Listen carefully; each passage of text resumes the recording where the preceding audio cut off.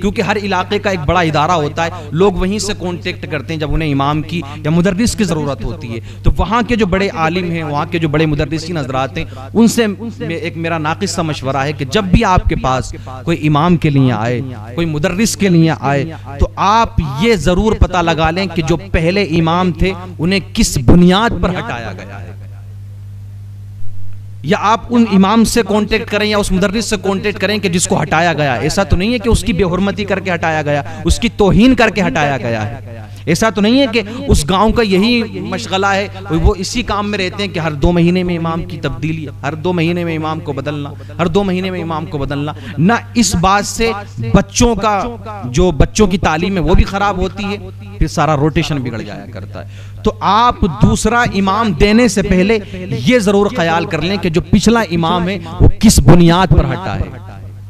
تھوڑا میرا یہ ناقص سا مشورہ ہے، اس بات پر توجہ دے لیں تو انشاءاللہ العزیز جو اماموں کی جو توہین کی جاتی، کیونکہ یار لوگوں کی نظر میں تو یہ ہے نا کہ یار یہ ہٹیں گے تو دوسرا ایک دم آ جائے گا. کچھ ہمارے امام حضرات بھی اس بات پر غور کریں. میں اس لائق نہیں، لیکن تھوڑا سا میرا ناقص سا یہ مشورہ ہے، آپ بھی توجہ کریں اس بات پر. آپ کہیں امامت کرنے سے پہلے، کہیں مدرس کے عہدے پہ جانے سے پہلے آپ یہ سوچ لیں کہ کہیں اس جگہ کا ماحول تو یہ نہیں ہے کہ وہاں توہین کی جاتی ہو، وہاں قدر نہ کی جاتی ہو، آپ کو عزت نہ دی جاتی ہو. ایسی جگہ نہ امامت کرنے جائیں، نہ آپ ایسی جگہ مدرس کے عہدے پہ جائیں. کوئی ضرورت نہیں ایسی جگہ جانے کی کہ جہاں امام کی قدر نہ ہو، جہاں مدرسین کی قدر نہ ہو.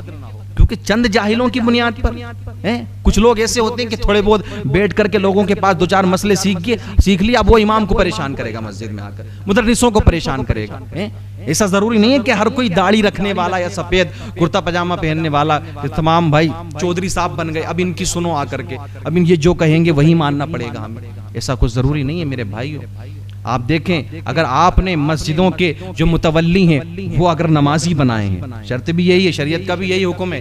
ایسا نہیں ہے کہ کسی کو پیسے کی بنیاد پر تم نے مسجد کا صدر یا متولی بنا دیا، ایسا ہرگز نہیں ہے. بلکہ آپ مسجد کا متولی یا مسجد کا صدر، مسجد کا سیکریٹری اس کو بنائیں کہ جو 5 وقتہ نمازی ہو اور شریعت مطہرہ کا پابند ہو، 5 وقتہ نمازی ہو اور باشرا ہو، داڑھی بھی اس کے چہرے پر ہو اور نمازوں کی پابندی بھی کرتا ہو. ایسا نہیں کسی کو پیسے کی بنیاد پر بنا دیا، ارے صاحب یہ نیتا جی ہیں، محلے کے مالدار ہیں، اس کو بنا دو. تو ایسے آدمی کو اگر متولی یا صدر بناؤ گے نا تو اس مسجد میں کبھی امام بھی نہیں رکے گا اور وہ کبھی اس عالم کی قدر بھی نہیں کرے گا.